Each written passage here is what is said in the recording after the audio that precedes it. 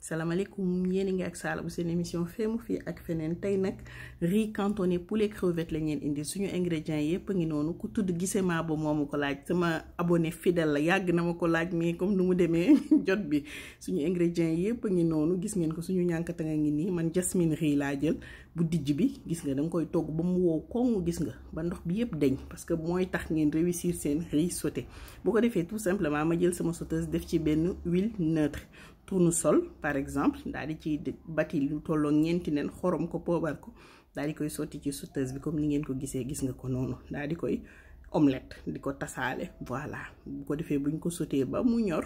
jarul sax muy ñor xaw ma ndax après day delluwaat ci ceeb bi lu ñuy def tout simplement rek mooy daal di koy débarrasser teg ko ci beneen sukub daal di ñëwaat buñ ko defee ñu daal di jëlaat suñu sauteuse defaat ci tuuti huile neutre jël suñu poulet blanc de poulet laa jël dagati ko ay dee def ci tuuti soja loolu ma ciy def purée d'ail la lii gingembre moulu la voilà daal di ciy laal tuuti poobar gis nga ko noonu déjà aromatisé nañ suñu poulet li ñuy def rek mooy daal di koy sauté voilà gis nga noonu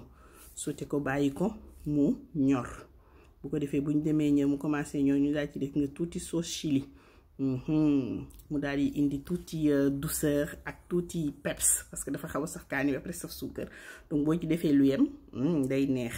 bu ko defee ñu sauté ba suñu kii normal ñu daal di jël suñu ay crevettes ñëw fekkele ko ci gis nga ko daal di koy ñëw moom it sauté mu daal di ñëw imprégné wu ci goût ginaar bi jëlaale gingembre bi ak ail bi sauce soja beeg yooyu noonu voilà bu ko defee ñu togg ko gis nga bàyyi ko ba ñoom ñaar ñu ñor xomm lu ñuy def tout simplement mooy moom itamit débarrassé ko bu ñu ko débarrassé daal di defaat tuuti dëwlin lu tolloo 2 cuillères à soupe rek laay def à chaque fois daal di jël nag samay légumes def ci carotte petit pois mais petit pois bi s'il vous plaît surgelé parce que boo leen ci defee boîte bi day am tendance di tas donc dee leen jël surgelé bi ak tuuti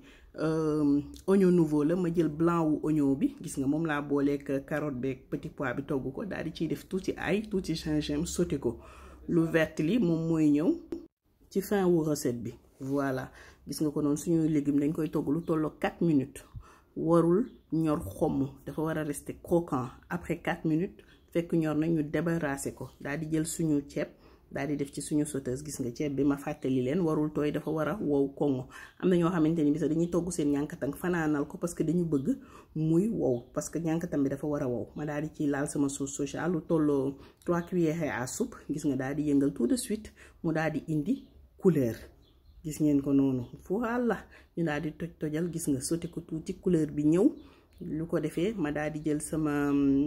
sauce chili bi daal di ko ciy laalaat tuuti gis nga laalaat ci lu yem mu daal di indi piquante indiwaat tuuti douceur ma jël sama nen yi ma omelette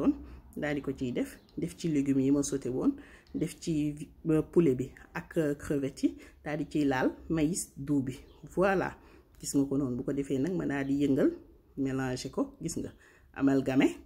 comme vous aimez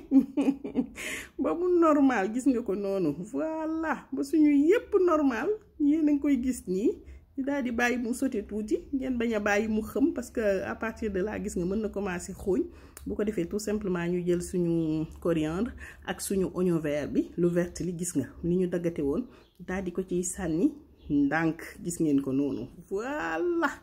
xorom bi boo leen di xorom lu yem ngeen di def ndax da ngeen di bàyyi xel soja bi suñu recette pare na ñu daal di jëlaat suñu coriandre ak suñu oignon daal di koy wisaat ndànk ci kaw pour rafetal gisee maa ba j'espère que kontaan nga bu leen fàtte abonné bu leen fàtte aimer merci d'avoir suivi.